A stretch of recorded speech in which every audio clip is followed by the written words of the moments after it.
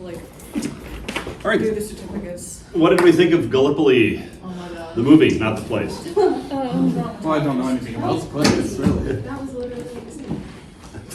Listen. I think that ended really suddenly. Like I feel like we kind of knew that everything was going to go terribly, and that L2 would probably die. Was like it just ended so well that like there's literally nothing after that. Yeah. Well, I think they did it intentionally to give you a sense of just how sudden and abrupt death in war is, that you are totally alive and then all of a sudden you aren't. But I mean, it is a shocking ending. And I don't know if you guys probably have never seen when this movie was in theaters and stuff, the ad was a black and white still of that last shot of him like that. And that was the ad. But here. I think it's kind of maybe a bit sadder than Western Front because what's a blonde guy's name? Oh, Archie? Yeah, he compared to Paul, I think he faced little to no external pressure to serve his country, all that stuff. Well, what motivated him? I think this movie showed some slightly different motivations, but what motivated him? He talked about his dad or grandpa or uncle, somebody in his family had fought in a war, and he wanted to like follow in their footsteps a little bit. Okay. I think it was like kind of the standards of masculinity a lot, because like he wanted to be like brave and badass and heroic. So I didn't know that one would completely not be that. I also think he saw it as kind of like his grand adventure, his grand expedition that would convert him from boy to man or from youth to man. Yeah, I definitely think that was one of the key themes, is that he thought of himself as this is how you become a man, based on his grandfather, based on, what he expected from the war. And obviously that's not what he got, right? But Frank Dunn doesn't think that, right? Frank Dunn does not, that's not in his world of how you prove you're a man or what have you. What motivated him? I mean, what ultimately? I think it was external pressures, his friendship with Archie, and then the women that he interacted with, saying that you're not a real man unless you do it. And he was like, well, I guess fuck it. And that's also why he joined the cavalry, is for Archie. He wanted to be with his friend. So I think it was the camaraderie that motivated him over anything. Well, yeah, because it seemed like, and this was also a part where things kind of happened fast and I couldn't quite understand what was exactly maybe what was happening. But he failed the cavalry test obviously first because he can't ride a horse. he didn't remember that you have to kick the horse to get it moving. But then he was at the bar just drinking. It seemed like he wasn't going to go into the military. He was like, oh well, I can't get in the cavalry, I won't do it. But then his friends all come drinking. Yeah. Right. And they're like, well, you should at least buy us a drink, and the next thing they're all in line. Yeah. So it would seem that just peer pressure / wanting to be with his friends of I guess everyone else is doing it. My other option is I'm just sitting here alone back in Australia. Yeah. There's an interesting, it's not a perfect line between peer pressure and camaraderie. Yeah. How much of it is you want to be part of the group, you want to be in the group, and how much of it is the group telling you have to do this? That's an interesting question. All the literature and all the stuff from, you read anything written by veterans, in combat in particular, is that they feel an emotional connection, intimacy to the people they went through combat with that is unreplaceable by any other relationship. But what else in the movie did you see that might pertain to gender in any way, shape, or form? I thought Frank's journey was the most interesting because he was the one who wanted to be there the least, and yet he was the only one who ended up not dying by the end of the movie. Yeah. Oh, actually, what's his name? And not Barney, but one of the guys in the Frank Dunn's friends survived that charge. Yeah. The prostitutes. That was a pretty interesting part. They were like, how did they get these pictures? And it's well, the women around here are cheap. And I can't remember, was it was it Archie that was like, "What are you gonna tell your wife on your No, it wedding?" was It was Snow. It was Snow, the little moralizer. Yeah, that when they were looking at the photographs of I was guessing Egyptian women that they'd gotten somehow, the whole conversation of women in other countries aren't as civilized as our Australian women, the whole exoticization and hypersexualization of foreign women, of brown women specifically. And then it was also kind of a flip side of that with the men talking to other men in the in a colonial way was when they realized that they both bought in cheap knockoffs, art antiques, they clearly mass produced cheap little things, and one guy bought it for 50 cents and the other guy paid $5 for it, and then they went into they literally went into this random guy's shop and destroyed everything to steal $5 from him, and then they all walk out and he's like, oh, it was actually this one. And then how he was doing it, he's like, well, we should do the same, we should actually get he wanted them to do it again, this idea that them as white men are specifically superior, even though they're all kind of working class now. You're right. In Australia, they're not really at the top of the food chain. Right. They can. But in Egypt, they have more power even than Egyptian, just people who live in Egypt. Right. Well, and then even before that, they have the whole conversation with all the men where they're like, you're gonna go see these cheap women and you have to know how to wrap it up. Yeah. And that whole conversation of we know that you're not gonna do it, we can't stop you, but you have to care for your safety, I guess. Yeah. Kind of interesting. One thing that, I think the Jarvis reading later in the course talks about this in context of World War II, but the militaries in World War I and World War II realized that they actually had a god-awfully big problem with sexually transmitted diseases. Yeah, and imagine you get a bunch of young boys in a foreign location where they can only have sexual relationships, really. Yes. And yeah, it's a turns out to be a big issue that armies really had to deal with. And they tried all sorts of ways with, propaganda and handing out birth control and, setting up licensed brothels so that they could test for STDs there and, et cetera. Listen. I totally can understand that because, in All Quiet on the Western Front, smokes, liquor, and sex were basically the only ways that they could, distract themselves from the war. And it's they're not gonna have very much pocket money, and so if they see a cheap brothel, they're just gonna be yay distraction and hop in there even and probably do that again and again. And it's if one of the people that they have sex with has a sexually transmitted disease, then it's Yeah, it's all over. Meaning I it's can everywhere. just completely understand why that would be a massive problem. What did I think this film had an interesting take on fear? I think the difference between this one and the Western Front is they're okay with the fear. They expected the fear to be, at least once the battle started, they expected the fear to be normal, and they normalized it. It's okay to be scared, you just move past it. Versus the Western Front, it's oh, I'm not scared. I'm this big, strong man, and I'm never scared. I can always do this. Mm-hmm. I thought it was interesting how, obviously the way that battlefield was set up is it was just a sheer cliff. Yeah. They were all kind of at the bottom of it, and I thought it was interesting. Even when they were getting shelled, they were just in the water hanging out, and there's just. Well, it seemed like they was that some sort of game they played where they were expecting them to start shelling the water right there, so they were who can stay underwater the longest. I don't know if you caught it. They were all putting money in a pot, and the first person to get injured got the money. Yeah. So the one guy who got hit on the arm. Well, yeah, it was insurance for everything except sharks. Yeah, yeah.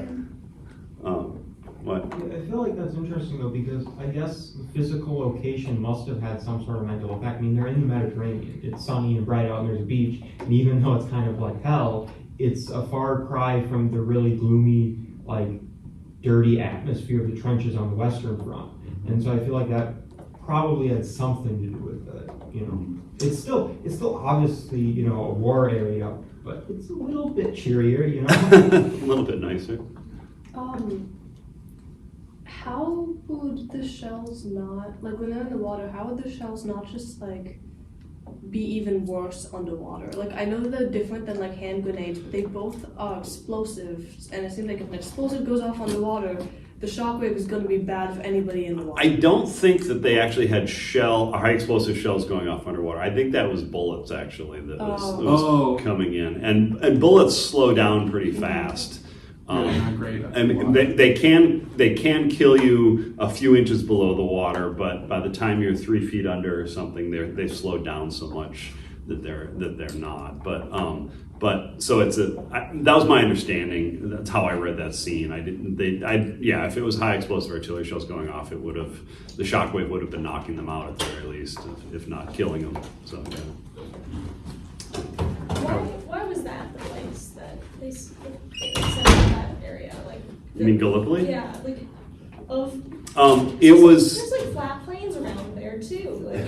Yeah. First of all, they were not good at amphibious landings in World War I, so they didn't have a good sense of where you pick. But essentially, it had a beach you could just sail up to, which is important because my understanding is the rest of the Sea of Marmara, et cetera, is pretty steep cliffs right up to the water. So there isn't any other place to land. And this is not far from Constantinople, Istanbul. Yeah, because it's just like there's like that one little like strait, and then the next strait into the sea is. So it's probably, if you marched over land, maybe the quickest way. 40, 50 miles, this was on the outside of the Dardanelles, because they initially were going to sail through the Dardanelles. They tried it, they hit the landmines, the forts were shelling them. They decided they couldn't do that. So then it's like, well, outside of without going through the Dardanelles, what's the shortest way to, Istanbul? And landing at Gallipoli seemed to be it. Looking at the map, if we take the inside of the peninsula, you got all that flat plain there, just the beaches of Yeah, I don't know why they picked where they picked. I'm not sure. That's a good question. It's pretty famous, and people like to fight on that flat plain. Yeah. Any other thoughts on this movie? It was interesting to see the scene like really towards the end where Archie like notices the guy he knew from his hometown who Has from the terror first in his scene eyes. he raced him, and I'm pretty sure that was the guy who was like real men box. And then the flip where like Archie at the moment is kind of more confident, but like he's scared because they're about to do their like big push on the enemy trenches, but like the guy who was like real men box is like in tears, like shaking, trembling, like I thought that was I thought that was interesting. I think go ahead. That was really good storytelling, because at the end I was getting kind of mad at everybody involved. They were all messing up and sending all these guys just into a slaughter. I was like, communicate. Yeah. I hate the fucking British. Yeah, there was a definite Australian bias that all the assholes were British. But I also thought the nurses were interesting. Like, we only ever saw them. I mean, we really only saw them when they were at the ball or whatever, but they were always in their blue long dresses with their hair perfectly did. Well, yeah, when we saw them in Egypt, they always had the bonnets with the big sashes around. And I just thought it was interesting, especially after that stepdaughter's reading, where they were like, "This is my hell. This is the worst thing I could have done." Yeah. Sure. When Archie went over the top, did he have his weapon? I can't No, he remember. did not. And I've wondered about that ever since I first saw him. It was like, why is he running at the enemy trenches without his gun? What does he think he's accomplishing? Well, do you think they chose to do that just because they wanted the ending scene of running? Well, he could have done that with a gun anyway. I mean, there's that famous scene from the Spanish Civil War that not Frank Capra, what's his name? The famous Kappa took. It's called The Moment of Death, and it's a soldier who's got a rifle in one hand being shot, and although we now know it was staged, but maybe they wanted to emulate him just running in general, because there's many scenes of him running the exact same way he was running, even when he was sprinting. Yeah. And I also think it was interesting to see Archie caring about his friend so much that he was like, I'd rather him be the runner than me. Like he deserves it more than Well, I do. let's talk about that decision. Was that solely he cares about Frank and he's taking care of Frank, or No, there was- Well, Kylie had her hand up first, but then you guys. Can. Oh, you had something else you were going to talk about? Yeah, but I'll answer that question. I mean, it was definitely like more of like the glory he wanted from that. But I was confused as to why the one, the nice general who I don't know why he didn't go over the head of the main guy and said, no, we're not sending this third wave in. Yeah. But I was like, why were they shouting to not to take out their bullets and just run at them with bayonets when they just seen everybody try that and get mowed down? Yeah, and I don't know what the rationale for that is. I actually want to look that up because there has to be a rationale. Like maybe they're And- trying to save bullets and No, I'm guessing it was more that they were looking for some sort of psychological effect of the soldiers. They didn't want them to stop and drop and start shooting. They wanted them to charge. And so not having your gun loaded means the only way you can do any damage is by actually physically going over there with your bayonet and stabbing somebody. But I'm not sure about that. And the movie made a joke of it because the Turks are coming out of their trenches because they realize the Australians aren't shooting at them, and so they're like coming out of their trenches and sitting, to take pot shots at them because they know that the Australians are not shooting. So it's like, well, I don't know. It seems senseless, but that could be also they simply wanted to emphasize how senseless this was. But, Eric and then Jackson, you had comments about what the whole. Well, yeah, I thought it was at a point where he doesn't, Archie doesn't show any signs of, processing, how bloody this might be, or, that this might not just be an adventure, but actually the end of his life, until, he is in that trench moments before he's got to jump up and run. Yeah. At that moment, he still thinks of this as, well, no, I can't miss, because this is the one battle that we probably are going to do. I can't miss, my chance for this adventure and glory. If I'm running back and forth, I'm going to miss it all. Mm-hmm. And that was definitely the exact attitude that got so many young men signing up at the beginning of World War I in 1914, August, is that they were afraid they were going to miss it. This was their one shot at adventure. They got to be there. And then, of course, they're there for 4 years or whatever. I was trying to figure out if the movie was trying to make the point that if Archie had said he would be the runner, if he would have made it back in time. That never crossed my mind because they sort of implied in that last race towards the pyramids that they were just as fast as each other. They were equally fast, but Frank had bad technique because he hadn't been trained as well as Archie had, Yeah. and so Frank might be as fast as Archie if he had good technique. He'd done more training, especially with the distance. Running at the start, I don't know if it was kind of implying that he probably could have made it back in time. Yeah. And save rank, but it wasn't going to work vice versa. But Yeah, I don't know. Any other thoughts on the movie? Here. I think you probably could have given the storyline to any other extra at the cliff. And it would have been a similar movie. Uh-huh. Or just give the whole movie to another extra. It'd be at least comparable. Okay. Zach. I lost it. Okay. One thing I want to. Oh yeah. Brittany. The part at the end where the nice general, when he said, I would make these men do what I would do, Uh-huh. and he stepped up and also did it, and then also the scene where everybody was getting ready to go, the third wave was getting ready to go up, and they all hung up their stuff. Yeah. That was They knew it by then. They knew what they were getting into. I think that he was actually Major, the guy who said it. I wouldn't ask my men to do anything. That guy's actually an interesting little side portrait of masculinity because he's a family man. They dwell on him getting on the boat and having the wife and the kids, and etc. that big scene of him drinking the wine or whatever, And listen to opera. Yeah, crying essentially. Yeah. And yet he's got this enormous sense of responsibility. He's willing to die because he won't ask his men to die without putting himself in the same danger, which is an interesting sort of take on masculinity also. Yeah. Yeah, I found it again. Have you seen the movie 1917? I was thinking about the ending scene where he was a runner and he was trying to get in time to stop the charge. And that scene was emulated again in a movie called 1917, where another British runner was trying to get back, saying, "Stop, don't charge." Yeah. And the same thing happened, where everybody was slaughtered. Yeah. I'll have to look it up. Yeah. Also, I don't understand why he didn't just pass the message along. Like at the beginning of the movie where it was like, passing along when they first got to the beachfront, like, oh, when we get to the spot, no smoking, no talking. Oh, yeah. They That's just did that even again. done it as having everyone pass along. That's a good question. Whether that would have been more efficient than having Frank run the whole way, I don't know. It's a good question. I mean, the game of telephone is notoriously bad at doing what you want. That's true, but "don't go" is probably not going to be misinterpreted.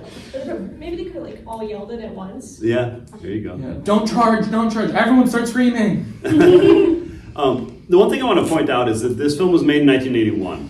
Yeah. Which means that the World War I generation this is 60 years after the war ended. They were largely. So the World War I generation was in their 80s, but the war was still in living memory for society. I mean, and this is something where right now, I mean, I've told you a little about this, my first wife's father was a World War II veteran. And the World War II generation is almost gone. I mean, there are a couple left who are over 100, but that generation is almost gone, and then it's not in living memory anymore. And that's important in how a culture processes a war. And so this movie was made, I think, I don't have any evidence of this, but my assumption is this movie was made in part to sort of capture that last moment. We're at a turning point. We're losing the living memory of the war. So I'm going to make a little testament to the war. It's sort of a love letter to that generation, if you will, saying thank you. You know. Well, that was one thing I noticed was the movie was a lot more focused on the kind of emotional journey of just these two characters, as opposed to like All Quiet on the Western Front was was really focused on like the characters' emotions, but I think it had a larger kind of message about like war is so horrible. Like it was more like trying to like kind of tell everyone war is so bad. Where this one, it definitely wasn't supporting of war in any way, but it was more about like this personal journey, I think, than like a larger societal message of stop wars. Yeah, going off that, I noticed like most of Gallipoli, the movie, it was not showing the war. It was more about their story, so focusing on these men and their actual lives more than just them being these soldiers. Yeah, I think, I mean, yeah, go ahead. I know this wasn't a choice that they thought would have dated the movie a lot when they were scoring it, but the synths really got me every single time. Yeah, that was. But also, I it was love a choice that. that they probably could have guessed, like possibly could have been like dating the movie, because like synth music wasn't like it was pop music, but it wasn't like this is what everyone's going to be doing from now on. Well, they might have thought that in 1981. I mean, you never know. It makes me think of So. Now She Found the Valley of the Wind, which is a movie I really like, but every single time there's like a bug, the synth appears, and every single time the synth appears, then I was like, a bug! There's the bugs. I mean, my general sense of this movie is that this is, they want this to be a story of personal development cut short. This is a tragedy, right? That this is his life as a tragedy, and the war is the background for this tragedy. And it's very much about coming of age, etc., but it's coming of age that ends in tragedy. And I think Jax is absolutely right. All Quiet on the Western Front was the World War I generation saying, this was so fucking fucked up. I'm so pissed. Don't do this. Well, right? And so they had a much angrier message. At the front of the novel and at the front of the movie for All Quiet on the Western Front, they have the little message like, this isn't a confession or an indictment, but then you start reading and you're like, it's like an indictment. Yeah, it definitely is. It is an indictment, so. Yeah. I mean, with the advent of like living in 2025 and having hindsight, like All Quiet on the Western Front is, it's in between both World Wars. So it was the generation that thought World War I being like, this was awful, don't do it again. And then it happened again. So like I feel like kind of like World War I gets almost treated as like the Prelude only to World War. The prelude to all the atrocities that happened in World War II that gets remembered more because there was like it wasn't as static. There was a bit more glory, I think, in that. So I feel like it gets remembered more. I don't know if you guys are aware of it. There was a sociologist named Studs Terkel who wrote a number of books about how Americans remember the war in the 1970s and 80s, about how Americans remember World War II. And he coined the term the good war because World War II has sort of kept this aura of we fought it for the right reasons, we were brilliant, we were great, we were strong and powerful and heroic, and it was a great war, right? And you're gonna, it's an interesting, I think that's a still a theme in our culture that World War II was the good war. And World War I is, Americans are sort of bemused what a complete screw up that was. Well, and it feels like I feel like World War II feels more personal, I think, to like America, and maybe because it's closer, just more recent, but also because like World War I, we like joined at the end, kind of because like they really needed our help, but like there was no kind of aggression towards America, or like we were kind of a periphery in that war. Whereas with World War II, like we made ourselves, like we were a little late to the game, but we made ourselves very central in the war. Yeah, true. I mean, coming from Canada, I feel like both the World Wars, I might have a different like cultural take on them because like there's a lot of I mean, I feel like World War I, like I don't know if it's well known in the United States, but like Flanders Field, that poem is something that like all Canadian children know and subsequently all adults know. It's just one poem with the tragedy of World War I, and like at Commonwealth, it was like, okay, hey, we're at war, come help, come. So like that happened to me, and like even the Second World War too, like two of my great grandfathers joined them immediately and stayed for like all 5 years. One of them was a ball gunner too. I don't know how the man survived. That is a good question. Yeah. Although, I mean, my former father-in-law was a waist gunner, and I mean, that which is slightly less dangerous than being a ball gunner, but not much. You're like, you're short? Cool, I don't know how you lived. Listen. Also, I think that with World War II, it's easy to say that it's like a moral war. Nazism. World War I was just like people fighting each other for basically leadership reasons. No, they're crucifying cats. That was. I'm sorry. Go ahead, finish your thought. And so basically, like with World War II, it's like they're fighting against Nazism. They're fighting against like all of these horrible atrocities, and it's like there's sort of a